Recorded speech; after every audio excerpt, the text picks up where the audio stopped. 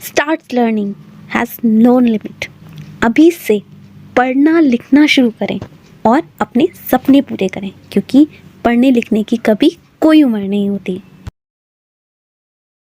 Maths practice exercise of lines and angles. Angle A पर जो lines बनी हुई है, dot A B, angle O, इसे हम बोलते हैं एंगल। ओके, इसे हम एंगल नेम से जानते हैं। नंबर बी, लाइन पर 3 डॉट्स हैं। इट मीन्स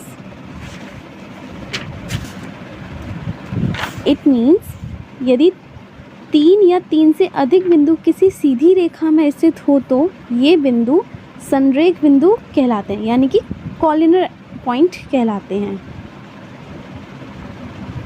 ओके, तो the name of this line is coordinate point. इसे हम बोलते हैं लाइन, स्ट्रेट लाइन को बोलते हैं लाइन।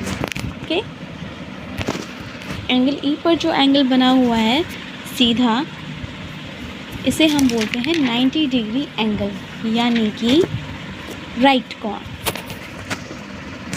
इस एंगल की जो आपस में एक दूसरे को रेखाएं काटती हैं, इस एंगल को बोलते हैं इंटरसेक्टिंग लाइन।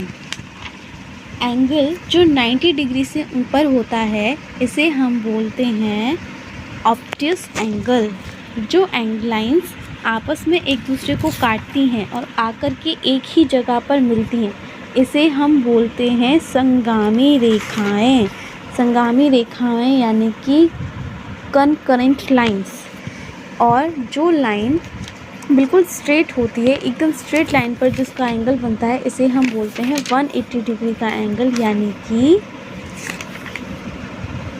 Straight angle. जो लाइन आपस में एक दूसरे के समांतर होती हैं, एक दूसरे को बिल्कुल भी क्रॉस नहीं करती, इन लाइंस को हम बोलते हैं पैरेलल लाइंस। और जो लाइंस आप ऊपर नीचे की तरफ जाती हैं, इन लाइंस को बोलते हैं हम रिफ्लेक्स एंगल। और जो लाइन प्लस का काम करती हैं, ऐसे प्लस बनाती हैं आपस में, इनको हम बोलते हैं परपेंडिकुलर लाइन, जो आपस में एक दूसरे की तरह स्तंभ की तरह खड़ी रहती हैं। और जो लाइंस, जो एंगल बीच में एक एंगल इसमें कट करता है, ठीक है, इस एंगल को हम बोलते हैं एडजेसेंट एंगल। ओके, और ये जो एंगल है 90 डिग्री से कम एंगल, इसको हम बोलते हैं सप्लीमेंट्री एंगल। यदि वो कोणों का योग जो 180 डिग्री हो तो ये दोनों कोणों पूरक कोण कहलाते हैं।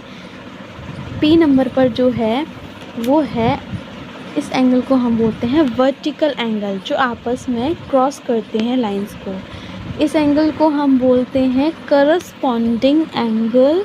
करस्पॉन्डिंग एंगल, यह एंगल जब दो समांतर रेखाओं का एक तिर्यक रेखा द्वारा परिच्छेद करती है तो वे संगत कोणों के